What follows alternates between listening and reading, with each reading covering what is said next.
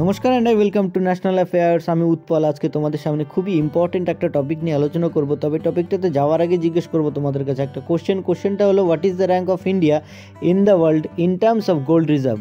Gold রিজার্ভে ভারতের স্থান পৃথিবীতে কততম? তোমরা এই কোশ্চেনটার উত্তরটা করো কমেন্ট সেকশনে।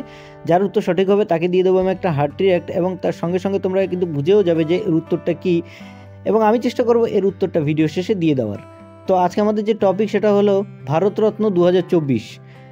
এই টপিকটা তোমরা একটা স্টার মার্কস দিয়ে রাখো, এখান থেকে কিন্তু ভবিষ্যতে তোমাদের একটা কোশ্চেন ছাপবে। তো 23শে জানুয়ারি আমাদের রাষ্ট্রপতি দ্রৌপদী মুর্মু তিনি কিন্তু অ্যানাউন্সমেন্ট করলেন 2024 সালের ভারতরত্নের। বিহারের প্রাক্তন মুখ্যমন্ত্রী কর্পূরী ঠাকুর, যাকে আমরা জননায়ক বলেও চিনি, 1977 থেকে 1979 সাল পর্যন্ত তিনি বিহারের মুখ্যমন্ত্রী ছিলেন, এবং বর্তমানে যে মুখ্যমন্ত্রী নীতিশ কুমার এবং লালু প্রসাদ যাদব দুজনের গুরু কিন্তু ছিলেন এই কর্পূরী ঠাকুর। ঠিক আছে, ইনি সামাজিক ন্যায়ের স্থাপনা কিন্তু করেছিলেন। সামাজিক ন্যায় বলতে এখানে আমি বোঝাতে চাইছি যে আমাদের যে তপশিলি জাতি, উপজাতি এবং ওবিসি যে ভাই বোনেরা আছে, তাদের হয়ে তিনি কিন্তু এই সংরক্ষণের কথা তিনি বলেছিলেন।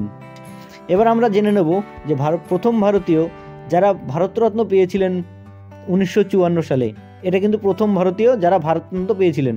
1 নম্বরে হলেন ডক্টর সর্বপল্লী রাধাকৃষ্ণন, 2 নম্বরে হলেন ডক্টর চক্রবর্তী রাজা গোপালাচারী, এবং 3 নম্বরে ছিলেন 1930 সালে কেমিস্ট্রিতে নোবেল প্রাইজ পাওয়া আমাদের সিভি রমন। প্রথম ভারতীয় হিসাবে মরণোত্তর যিনি ভারতরত্ন পেয়েছেন তিনি হলেন লাল বাহাদুর শাস্ত্রী।